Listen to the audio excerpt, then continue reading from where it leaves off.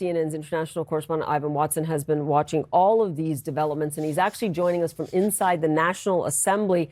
48 hours in, Ivan, what do you know about what happens next? Right. Well, first, look, I am in the National Assembly here, and this is where these dramatic events took place on the night of Tuesday of this week, some 48 hours ago, Wednesday morning in the pre-dawn hours, after President Yoon Suk-yeol declared late at night imposing martial law on Korea. You had lawmakers flock to this building, and they were blocked, many of them, by police and soldiers, and there were confrontations in the halls of this building as well.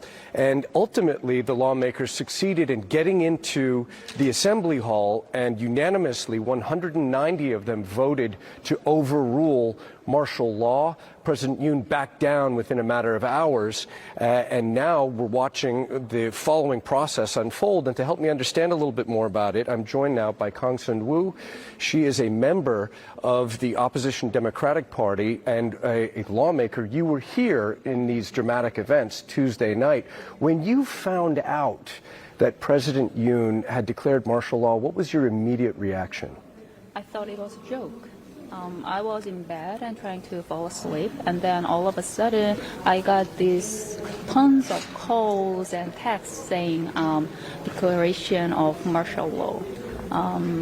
Especially for our generation, we are not used to even the word of martial law.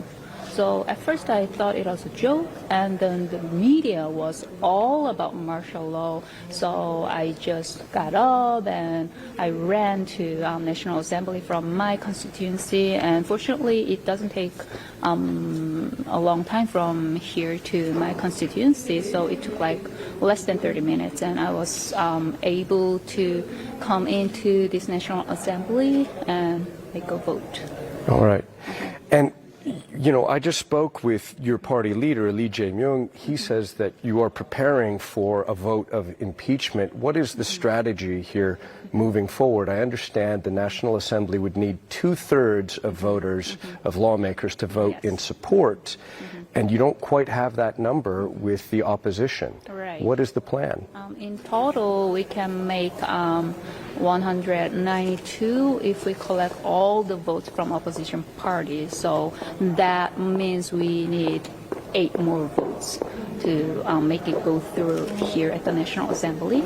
And 8 more votes from the President's People Power Party. People Power Party. So we are trying to contact the members from PPP personally, especially of course, I have in person good friends in PPP, so I'm trying to persuade them and trying to tell them, please vote for this impeachment proposal, so we can kind of like make this nation better.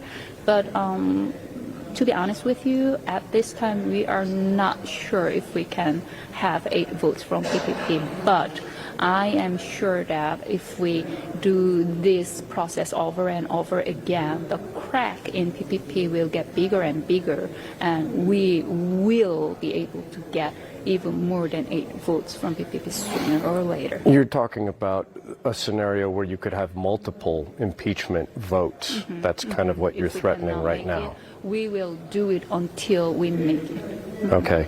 And it's important to note that 18 members of President Yoon's People Power Party did vote in those early hours on Wednesday to overturn martial law.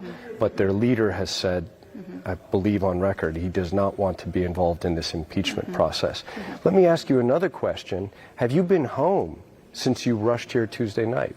Not really. Since Tuesday night, I've been at the National Assembly physically, and all of the members in DPK are at the same situation because we are making some groups according to our standing committees, and we are watching at the main room because we are concerned and afraid that President Yoon might make another declaration of martial law at any time because he is kind of a unique person and we cannot predict what he's going to do. So since the last martial law failed, we are very concerned that he may do another one. So that's why we are staying here and we are not going home and just to watch that. Literally an all-night vigil in the hall right over here to keep your constitutional rights to be able to overrule martial law. So you guys are sleeping in shifts in the assembly hall. Yes, we are sleeping, eating, and some colleagues are washing here at National Assembly. Yeah. Okay. Sun Wukong, thank you very much for your time, and I hope you can go home sometime soon. I miss my family. And get a change of clothes and everything. Right, exactly. Okay. So there you have it, Paula. That is a bit of the lay of the land, the dramatic events of Tuesday night, Wednesday morning, still seeing the after effects of that. And the leader of Ms. Kang's party, the Democratic Party, has said that it is important to bring the people behind this attempt to impose martial law to justice. We'll see if the party has the votes to push this impeachment through. That process would likely take months.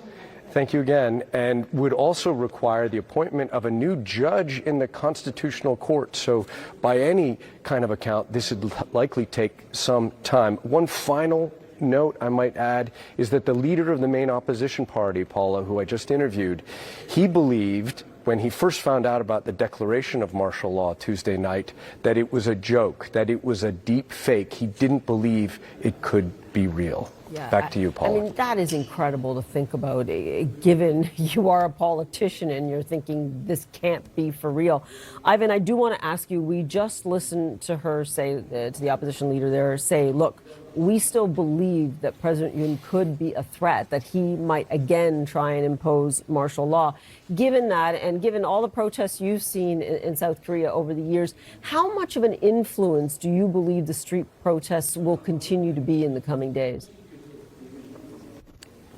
That's going to be really important. And even a member of President Yoon's party has said it'll be important to see what the size of possible protests will be over the course of the weekend. So far, we have seen some protests, candlelight vigils in Seoul, but the vast majority of the population are still going to work, still going to school, and so on, and living their lives. There is shock and surprise at the effort to kind of overturn decades of democratic governance in Korea.